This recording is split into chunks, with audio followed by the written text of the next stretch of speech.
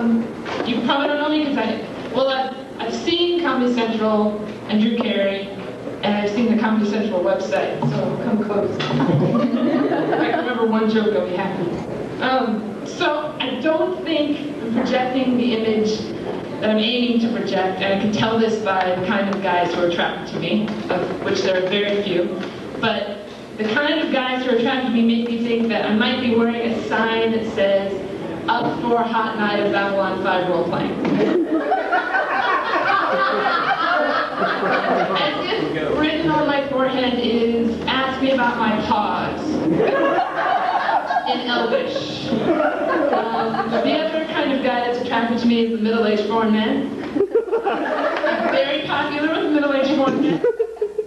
I think they see me and say, "Yes, this is the desperate, obese American woman I've heard about. Hello, green card."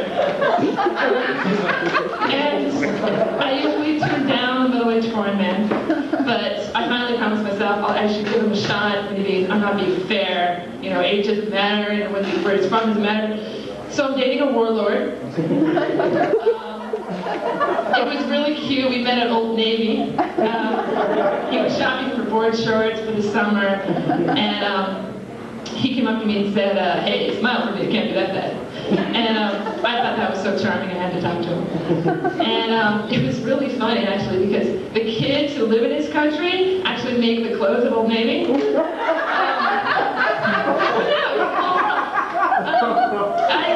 I can't remember what country, some sort of dinky little ones no one talks about, so whatever. And I know we have very different lives because I work in a bookstore, and he lives off the backs of his people. He's all about like rape and pillage. But we both love The Graduate. We were talking about Mike Nichols the other day for hours. I mean, hours. But he's really romantic too, actually. I mean, I don't think most of the people he normally sees know that. But we got these soft pretzels at the beach once, and I didn't get mustard on my extra salty. So for our anniversary, he gave me the pretzel guy's finger. He remembered that. I mean, and then for my birthday, I got a child army. Such a sweetie. I'm in a rock band. It's called, actually I have a great alternative to the draft too, since they're privatizing everything anyway. I'm sure they can get Pepsi or something like that to go in on like a bottle cap contest, where you buy a Pepsi, and if there's a number on the cap, then you either win one of several fabulous prizes like a Game Boy, or you get drafted. Lots of people would take that gamble, because if you get drafted, you get to keep the Game Boy. So worth it. Let's see. Oh yeah, I was reading an article about people who stage their own kidnappings to get attention. I think that's a good idea. But I would go bigger. I think I'd stage my own coup. So like, I'd pretend to be the president of something and then have myself overthrown. You know, I'd hire people to loot my bedroom and burn me in effigy. And then I get the neighborhood kids to revolt on my behalf. And like, it'd be on CNN and people would show concern, like, "Oh, look at this. She was democratically elected too. They're stealing her White Stripes albums." And like, Bono would write a song about me for sure, like, you know, it would be up there, "Before I sing this song, I just want to call on the U.S. to intervene on behalf of Erin Ashby, the democratically elected leader of Edge, what's she the democratically elected leader of? Apartment F, the democratically leader of Apartment F. I love skee-ball." Isn't that a smashing segue? I love skee-ball.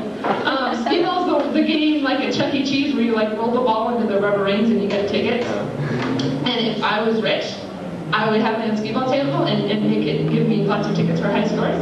And then I'd put all my stuff in glass cases behind a counter, and I'd exchange the tickets for my own stuff. Like my toothbrush is 5 tickets, and then my couch is like 500 tickets. And if I don't get any high scores, I'm just kind of standing around for a while. That would be really cool. I was watching the Hunting and Fishing channel, And I saw a show where these guys were hunting ducks, and they had these wooden duck decoys. They put them out on the lake, and other ducks come, they think they see a little friend, they fly over, and then they got blasted out of the sky. So I thought I needed my own duck decoy. Not because I want to shoot ducks, I just want to hang out with them. But they're very expensive, so I went to my bathtub and got my rubber ducky, and I put it on my front lawn, and I waited. And the ducks didn't come. But a flock of small children came toddling into my front yard, honing in on the rubber ducky, and I didn't shoot them either, but I took all their candy. And it turns out lots of people in my neighborhood have these animal decoys. Like one guy's trying to attract flamingos for some reason. And then I looked out my window and across the street this guy had these gnome decoys.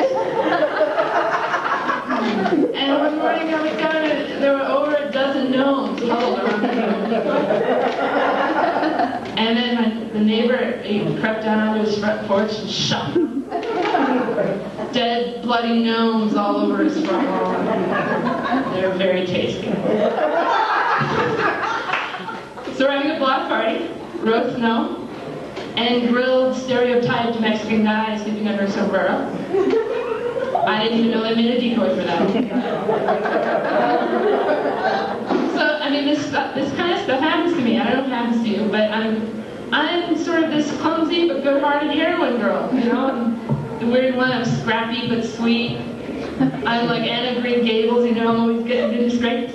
If I had my own TV show, there'd be an episode where I showed up late to a wedding, riding a camel for some reason. And then I'd drop a cake on the president, and he'd be played by Tom Selleck. And he'd say, "That's our Erin," and I'd go,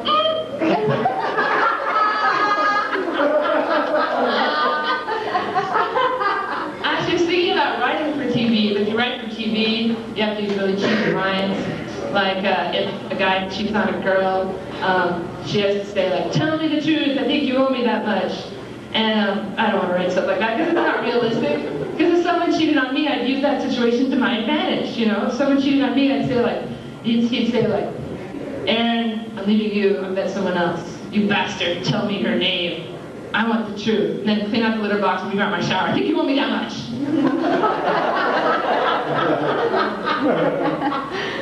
I robbed a bank. But I don't have a driver's license or a car. So I dashed out of the bank with a bag of money and I ran to the bus stop.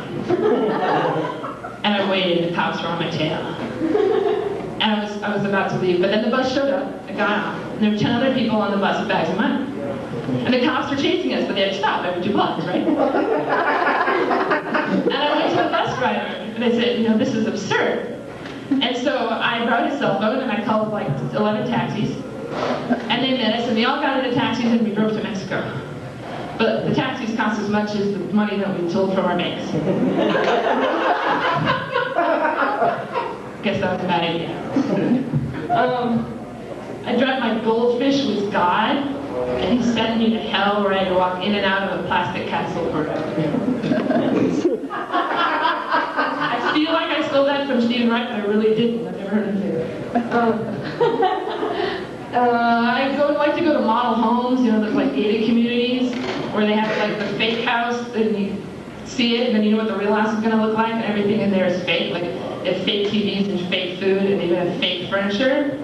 My mom told me that she accidentally bought her couch at a fake furniture store. We've been artificially sitting down for 3 years.